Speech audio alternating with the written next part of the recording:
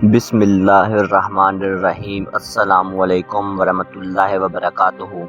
नाज़रीन करام, आप देख और सुन रहे हैं प्रोग्राम ग़ज़वा हिंद पीर पिंजर सरकार की नज़र में। नाज़रीन करام, आज एक नई वीडियो के साथ, नई पेशनगोइयों के साथ मैं हाजिर हूँ। तो चलते हैं नाज़रीन आज की वीडियो की तरफ। नाज़रीन करام, पीर साहब कहते हैं कि ऐसे बात नहीं बनती, देने का भी एक तरीका है। जैसे पीर साहब ने सदके में एक बैल दिया, दिल खोल कर बैल दिया है। तुम एक बार दिल खोल कर अल्लाह की राह में कुछ चीज़ देकर तो देखो, फिर अल्लाह कैसे तुम्हारी उम्र रिज़्क में इजाफा करता है, झोलियाँ भर भर कर देता है, देने वाला नजर नहीं आता। फ़कीर अगर मांग ले तो दे दिया करो। फ़कीर और मुल्ला में ज़मीन आसमान का फ़र्क है। ज़िमनी इलेक्शन में इस्तेमाल होने वाला सामान इसका बिल भी बन गया है। जैसे इन्होंने चीज़ें सस्ती की हैं, इलेक्शन के बाद फिर ये दोबारा चीज़ें महंगी कर देंगे। जो 2-2 हज़ार रुपए दे रहे हैं, ये सिर्फ दिखलावे के लिए हैं।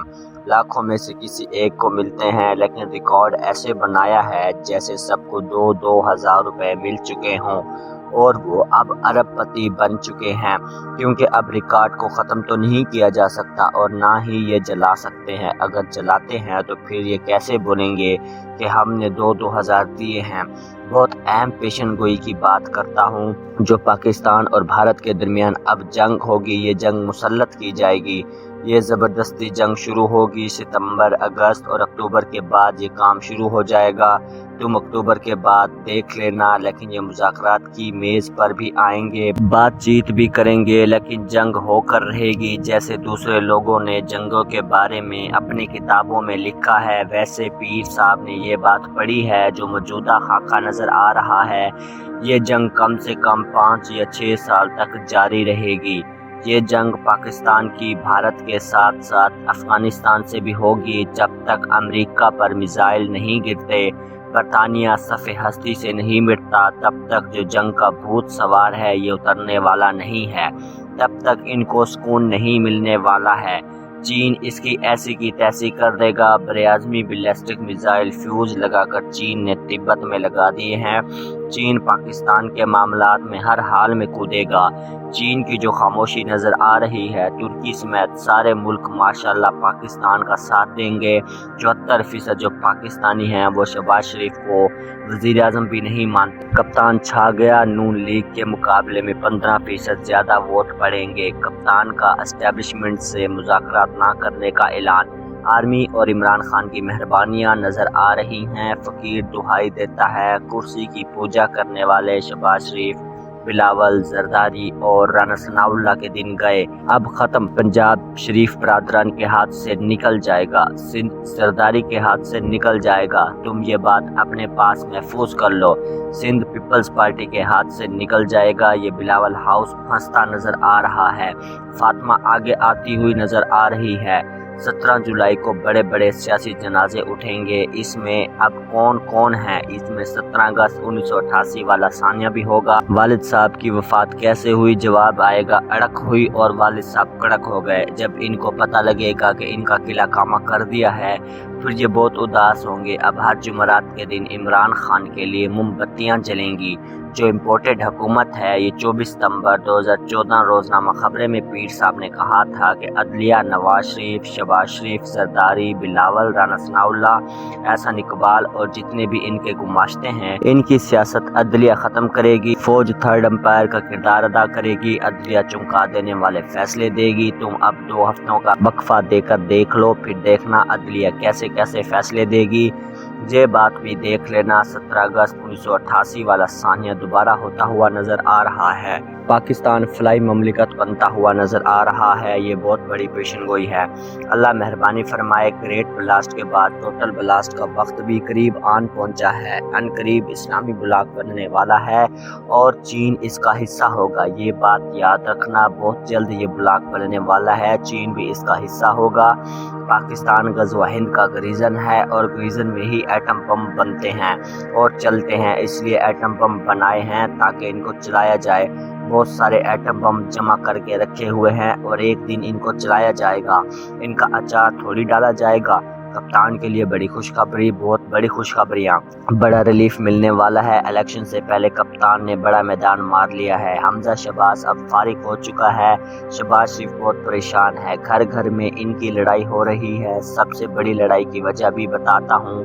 اقتدار شہباز شریف کے پاس اور نواز شریف کی جڑیں کٹ گئی ہیں، یہ بات بہت اہم بتا رہا ہوں۔ اگر سمجھ نہ آئے تو کسی سے پوچھ لو۔ شہباز شریف جیسے گدڑ کو چیخنا آتا ہے، ویسے ہی جب تک تم شہباز شریف کے حصے کا کمیشن اس کے اکاؤنٹ میں جمع نہیں کراؤ گے تب تک یہ کام تو دور ایک کوما بھی نہیں لکھے گا۔ یہ کمیشن پر کام کرتا ہے۔ لوگوں نے بینکوں سے پیسے نکال کر گھر میں کہیں گڑھا کھود کر پیسوں کو دبا دیا ہے، کیونکہ ان کو پتہ لگ چکا ہے چور حکومت آ چکی ہے، کیا پتہ کب اکاؤنٹ خالی ہو جائے۔ عمران خان نے پنجاب میں حمزہ شہباز کا توڑ نکال لیا ہے، پنجاب میں بڑا سیٹ اپ ہوگا۔